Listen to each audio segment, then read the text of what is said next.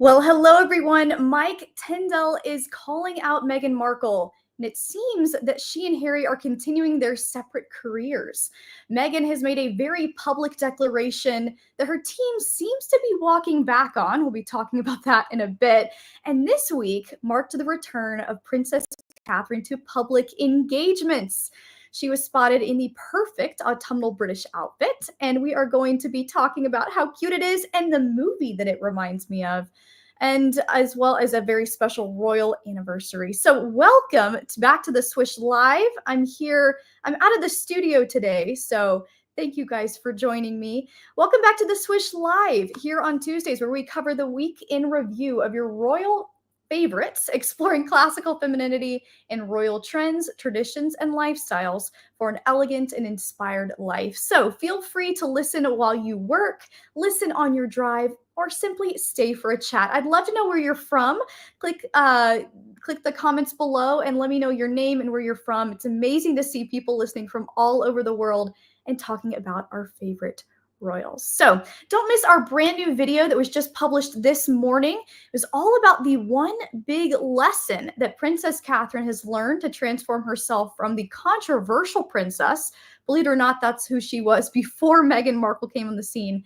And she's now someone who we all love and respect, and it's just extraordinary. And we also know someone else who could really benefit from that lesson. So make sure to check that out after you're watching here.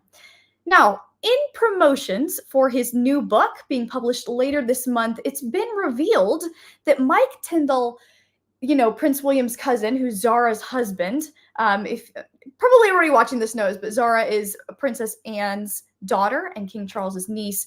He seemingly called out Meghan Markle in his discussion of what it looks like to be joining the most famous royal family in the world.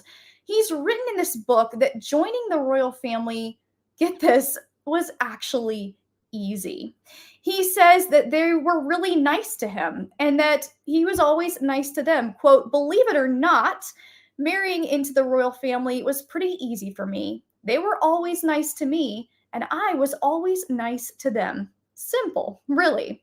Now, although he is the wife of Zara, who isn't quite as, well known as William and Harry, or in the spotlight the same as Meghan Markle, he certainly here lays out an interesting guidebook for how to join the royal family, which is the most popular probably family in the world in this spotlight.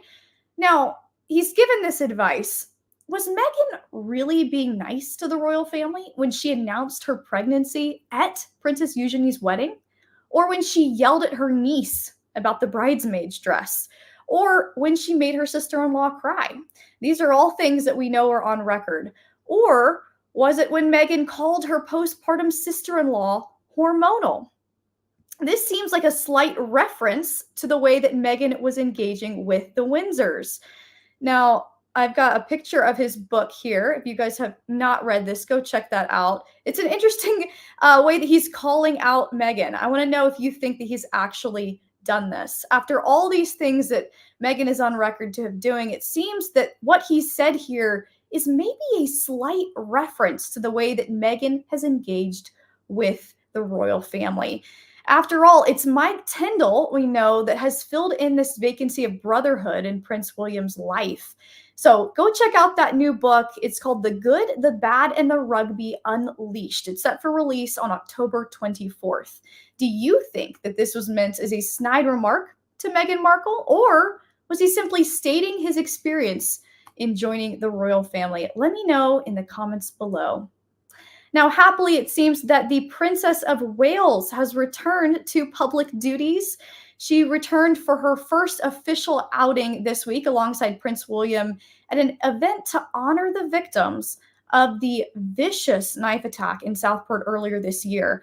Now, some reports have come out to say that this was a last-minute decision, that she just decided to go at the very last moment. But Buckingham Palace has actually refuted this, that this was a plan, that she would return at this time for this event. And I am excited and pleased that this is the event that she's decided to come back for. We see time and again that Catherine's humility really shines through with the events that she decides to come back for. And just like with Trooping the Color, she decided to honor someone else in the time that she returned. Just like the event of the announcement of her cancer being free from her cancer, she used the opportunity to highlight her own family. So I think it's amazing that she's using this opportunity to highlight and give voice to some families that have lost loved ones in a horrible, tragic situation. So Catherine is so humble, and I love that she's used this opportunity. And she really dressed to perfection for autumn with this long double-breasted coat. I think she wore this in New York last year. It's a gorgeous, gorgeous coat. And she's worn it for several years, actually. I think that she and William may have decided to match. If you look at these photos, they really are leaning into the maroon and the brown together, which I think is very cute. Now, much has been said at this engagement about her not wearing her famous sapphire engagement ring. And instead, she has on this sapphire band that she first wore publicly. I believe it was in that video that was recently released of her family announcing her cancer treatment ending. But she actually wore it as well in a video where she was congratulating the Olympians at the Summer Olympics of 2024. Now, if you ask me, she probably is wearing this ring because the classic one, Diana's sapphire ring, is probably too big for her now. She's clearly lost a bit of weight due to the chemotherapy and the health concerns that she's been through. So I have a feeling she probably doesn't want to be wearing it right now because it's a little too big. And frankly, I don't think she's probably wearing this often because it's a really big ring. I can't imagine wearing that all the time, especially as it's a piece of history. Now, Catherine was also spotted this week at Prince Louis's football match. She was just one of the moms standing there in support, which I think is so sweet. And to honor her privacy, I'm not going to be showing any photos of this today. There are some rules around when royals are public. You can publish those photos. I know I'm not officially in the royal rota, but just to be respectful, I'm not going to be sharing those with you today. However, the outfit reminded me of Keira Knightley in Love Actually. This is a very fun connection, I think. She had on that newsboy hat and those earth tones and a big tote bag. It was very much a mom look in autumn. So I'm very excited to see that she is back and just hanging out with her family and prioritizing them more than anything else. Now, speaking of fun style from movies, we had another highlight this week as Princess Eugenie celebrated her 6th anniversary with her husband, Jack Brooksbank. So this was the wedding where Harry and Meghan announced their pregnancy. That was making the circles in royal news this last week. I know some people hadn't heard that story. That's been around for quite a bit, but I just love this dress here that Princess Eugenie wears. I had forgotten that this blush silk dress was a inspiration from Grace Kelly in To Catch a Thief. It's one of my favorite movies. It's just so beautiful and elegant. And Grace Kelly is marvelous because she too was an American actress who married into a royal family. And she had all the grace and respect for the family that she married into. And I've done several videos about comparing her with the other American actress that we know that married into a royal family of high profile. But I think it's sweet that the dress that Eugenie has on is it was inspired by Grace Kelly's dress. I think that she just added some sleeves to it, but the blush pink is really, really beautiful. Now, I have got lots of updates for you on the Montecito duo, but I first want to remind you about Ania Diamonds. Y'all, I am so grateful for her as a partner. She is a royally approved business. She was just at Westminster Abbey. If you don't know, if you follow her on Instagram, she was just there with all the royal people, all the amazing connections. I'll have to show you guys some pictures of her time there. It's really wonderful to see how the royal group, our amazing team, has embraced the hard work that she does and that she's really a royally approved brand now. Her jewelry is sustainable and affordable, and with the revolution of lab-grown diamonds that are molecularly the same as natural diamonds, seriously, molecularly the same, they are beautiful. I'm wearing a few pieces today. I've got these earrings on, just so pretty. I think they're so elegant. She's She's one of us. Her slogan is real diamonds for real women. How important is that message today? And she loves our group. She's been so generous to our group, and she's offering 20% off to our audience. So you can click below to look at all of the royally approved lab-grown beautiful diamond designs that she's created herself. They're perfect for the holidays. You can get 20% off with code SWISH20.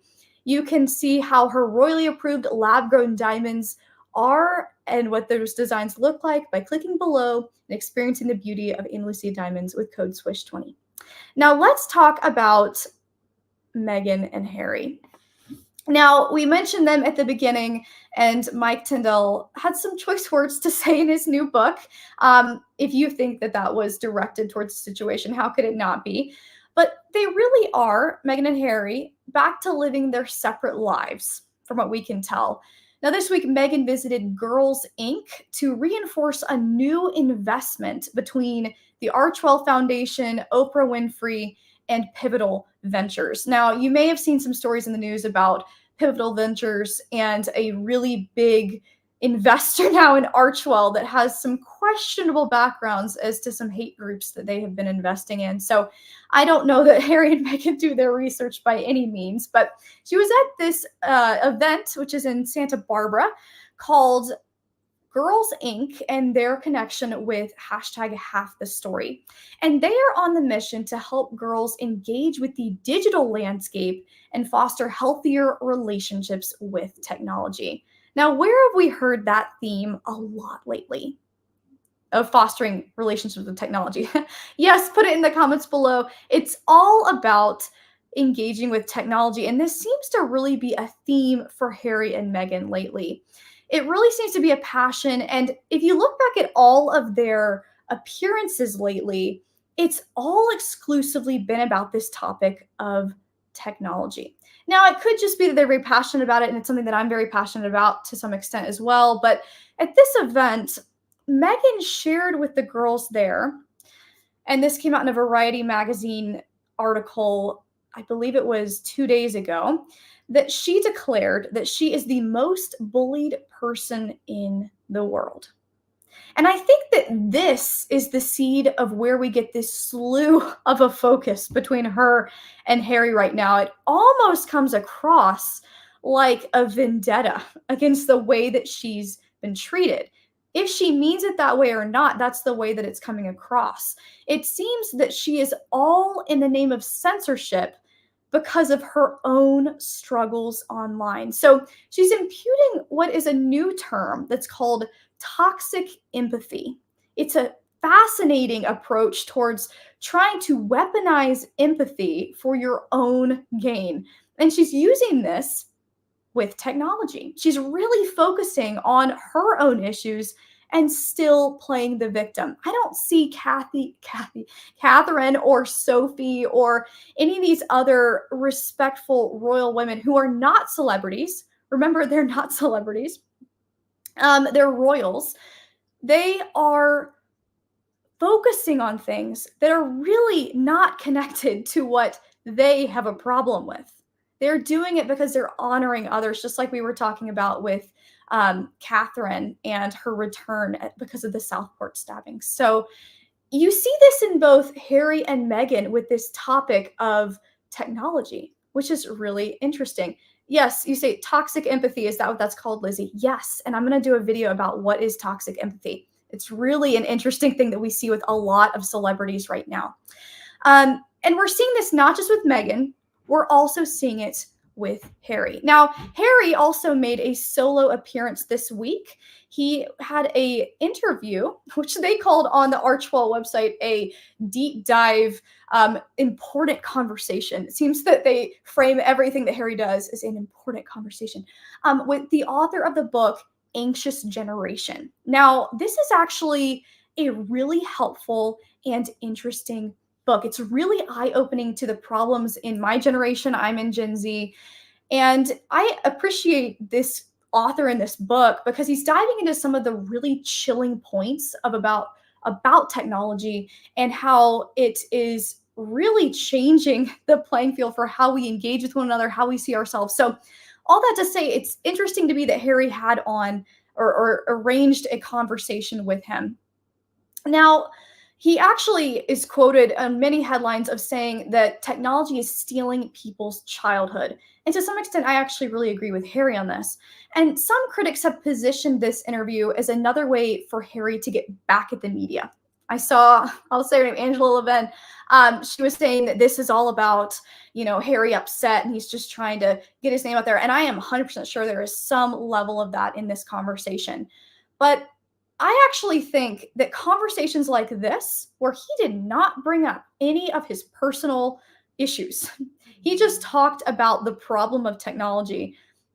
This is how royals should be handling things. And so I don't give kudos to him often, but I will give kudos to him right now that he is actually having an enriching conversation with this author who's actually very highly acclaimed and helpful, unlike the mental health conversations that he has a lot.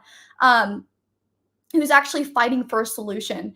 And so I appreciate that he's talking about this. I do think that Harry should be mentioning the parents' role in this a lot instead of just blaming other people and pointing fingers. I have done a video about Harry's hatred of the First Amendment here in America. If you remember, he's called that bonkers. So I think that this appearance in this professional divorce that we're seeing, this is actually really strategic for Harry. And I'm really pleased with this one event. I can't believe I'm saying that. But I'm happy to see that he's doing this. And frankly, I think that this is confirmation to Harry that he needs to let his wife do her own thing and continue to drudge up issues of how people don't like her, and that she can continue saying that she is the world's most bullied person. If you'll remember, this isn't the first time that she said that either.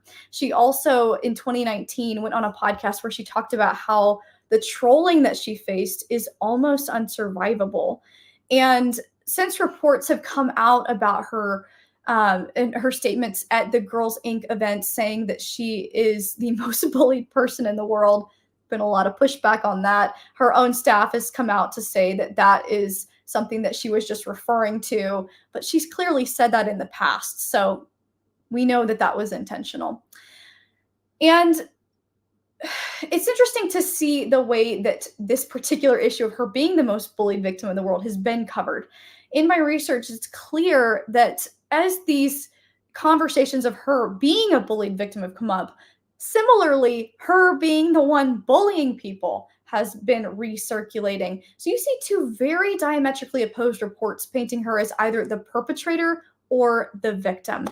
Now, this week, her bodyguard has also spoken out again. He has come to her defense several times, and he's discussing how it was a joy to work with her in the aftermath of her being painted as a dictator in heels. He has refuted these claims and said that he was actually very sorry for her in the way that she was treated, that she's a good person to work for. Quote, "I would work with her again, not a problem at all. She was a good person to work for, and she still is a good person," end quote. So it really does seem to be subjective experience, although he has come out several times to say these things. So I don't know what his role is in this. I'd love to know what your assessment of his statements are in the comments below. Now, do you think that we will see the Sussexes back together again soon, or is this public professional divorce continuing on? Well, let's hop into some comments here. I'd love to know what you think. Oh, hi, Maggie. Glad to have you here. I'll reach out to you if you want to email me. Or yeah, just email me. You guys can always email me at hannah@theswishcompany.com. I'd love to discuss that more. That'd be great. Lizzie, it sounds like you're a fan. That'd be great. Missy says, I agree with Mike too. It's always interesting how these things get taken out of context. We don't really know because everybody's always looking for an angle, but it does seem he even starts that quote with saying, let's see, quote, "Believe it or not, marrying into the royal family was pretty easy for me." So if you're going to say believe it or not, that is already admitting that you might think people don't believe you with that. So Lizzie says that was a wedding faux pas. You don't do that at that event. No proposing, no baby news, no wearing white. Everyone knows that. Yeah, I think she even wore a maternity style coat, so you knew that everybody, the press was already circulating things questioning about that. So she was already, even in things that she was wearing, she was starting that conversation. So I don't know if that was, she clearly was not far enough along to be wearing those things. But it's interesting to see these things continue to circulate. JK says that bodyguard is also trying to sell his private security company. He's getting advertising, so he's not going to tell us what he really experienced. This is true. This is interesting. I'll have to look into that more. I don't know exactly who he's selling it to or what advertising he does, but it'd be interesting to see. William Herbert of Pembroke, he's Harry's half brother. I've never heard of this. I'll have to look into that. I know there's been a lot of accusations about who is Harry's dad. I clearly think he's Charles's. I think if he had brown hair, they would look very, very similar, but the red hair can throw you off. So there we go. Well, everyone, please go check out Ania Diamonds. She's absolutely wonderful. I've been able to have some amazing conversations with her, and she's so wonderful. She's one of us. Go check out the link in the description to go look at these. I mean, I don't know if you can see these cute little things. They are lab-grown diamonds, but they're the exact same as normal diamonds, and she's just spent some wonderful time at Westminster Abbey with amazing people. So I think there's some other amazing connections coming soon, and I'll keep you guys updated. And go check out the video that I just posted this morning about Princess Catherine. It's been getting some really sweet comments, and I'd love to hear your thoughts on it. So go watch this after that, and I will see you guys next time. I hope you're enjoying this Tuesday live stream that we're doing. See you guys later. Bye.